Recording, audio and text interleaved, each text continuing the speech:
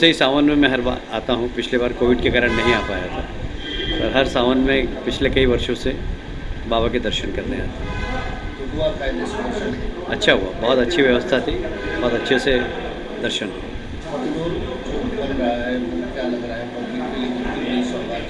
ऐतिहासिक है।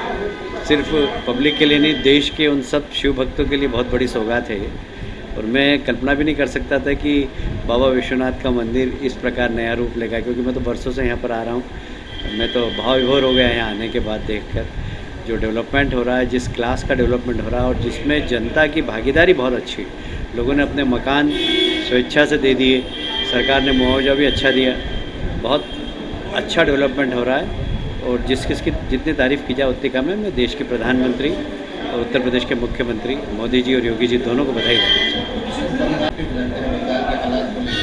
देखिए आज रिसेंटली सर क्या हुआ है, हाईकोर्ट के साथ जो चुनावी हिंसा को लेकर के संज्ञान में लेकर जांच करने की बात कही है, जिसमें सौगत राय ने नाराजगी भी जाहिर की है पूरे मामले में। मुझे लगता है कि टीएमसी के नेता, टीएमसी के कार्यकर्ता डेमोक्रेसी के जो हमारे स्तंभ है उनको सम्मान ही नहीं करते। उनके लिए न्यायपालिका कुछ भी नहीं है, उनके लिए कार्यपालिका कुछ भी नहीं, उनके लिए जो भी है वो बस ममता जी है। ममता जी को भगवान मानते हैं, उनका शब्द कोई वो भारत का संविधान मानते हैं और इसलिए रूल ऑफ लॉ पश्चिम बंगाल में नहीं है। मैं समझता हूँ कि इस वर्डिक्ट के आने के बाद पश्चिम बंगाल में जो अराजकता है, जो अप्रजातांत्रिक कार्य हो रहे हैं, जो रूल ऑफ लॉ का अभाव है, मैं समझता हूँ कि रूल ऑफ लॉ पश्चिम बंगाल में लागू होगा, लोगों को न्याय मिलेगा। और विशेषकर जो विपक्ष को कुचलने की कार्रवाई हो रही थी, चुनाव के बाद लगभग 60 से ज़्यादा भारतीय जनता पार्टी के कार्यकर्ताओं की हत्या हो गई। कितनी बहनों के साथ बलात्कार हुआ ये मैं संख्या नहीं गिना सकता, पर मैं कुछ बहनों को जानता हूँ जिनके साथ बलात्कार हुआ, उन्होंने रिपोर्ट भी नहीं लिखाई डर के मारे कि हमारे पति का मर्डर हो जाएगा, हमारे बच्चों का मर्डर हो जाएगा।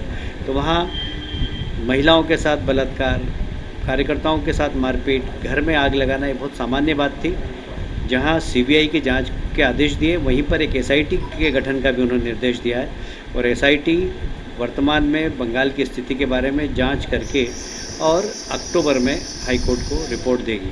और साथ ही जिन लोगों के साथ टीएमसी के गुंडों ने मारपीट की है, मकानों में आग लगाई है, सरकार को निर्देश दिए हैं कि नियमानुसार सबको मुआवजा दें। तो एक क्रांतिकारी निर्णय है और हम इस निर्णय का स्वागत करते हैं। पश्चिम बंगाल में इससे डेमोक्रेसी की स्थापना होगी, रूल ऑफ लॉ लागू होगी। सर लेकिन क्या वो इतने बड़े हो गए कि कोर्ट के आदेश के बावजूद वो कह रहे हैं कि नहीं सरकार की जिम्मेदारी है, क्या कोर्ट का कोई वैल्यू नहीं उनकी नज़र में? हाँ, वो लोग कोर्ट को कुछ भी नहीं मानते हैं। वो जो सिर्फ मानते हैं टीएमसी कार्यकर्ता ममता जी को, और उन्हीं को भगवान मानते हैं, उन्हीं का संविधान चलता है वहाँ पर। ये दुर्भाग्य है कि दुनिया के सबसे बड़े प्रजातांत्रिक देश के अंदर बंगाल एक ऐसा प्रदेश है जहाँ डेमोक्रेसी नहीं है। वहाँ के नेता भी डेमोक्रेसी और डेमोक्रेसी के अंतर्गत आने वाली संस्थाओं का सम्मान नहीं करते। क्योंकि सीबीआई की जांच अब कोर्ट की मॉनिटरिंग में हो, इसलिए कोई ये भी आरोप नहीं लगा सकता कि सीबीआई राजनीतिक तरीके से प्रभावित है, क्योंकि कोर्ट उसको मॉनिटरिंग कर रहा है। सर ये क्लासेस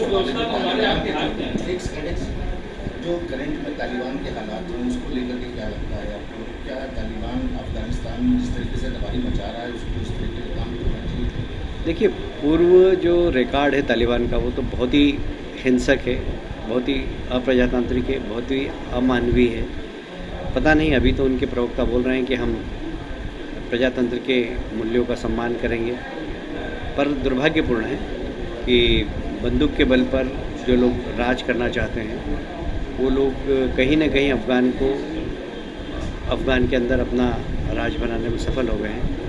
आगे भविष्य की गर्त के अंदर है, क्योंकि दुनिया के लिए एक बहुत बड़ी समस्या है। मुझे लगता है कि आतंकवाद के खिलाफ सारी दुनिया को एक होना चाहिए। पे शिकंजा कस रही है, इस पर क्या प्रतिक्रिया है? देखिए, मैं योगी जी को धन्यवाद देना चाहता हूँ।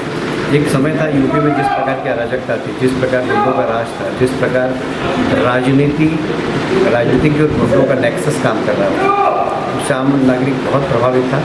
योगी जी ने जिस प्रकार माफियाओं का सफाया करने का संकल्प लिया, मैं समझता हूँ आम नागरिक इससे बहुत खुश है। तो योगी जी को बधाई देना चाहता हूँ। Thank you.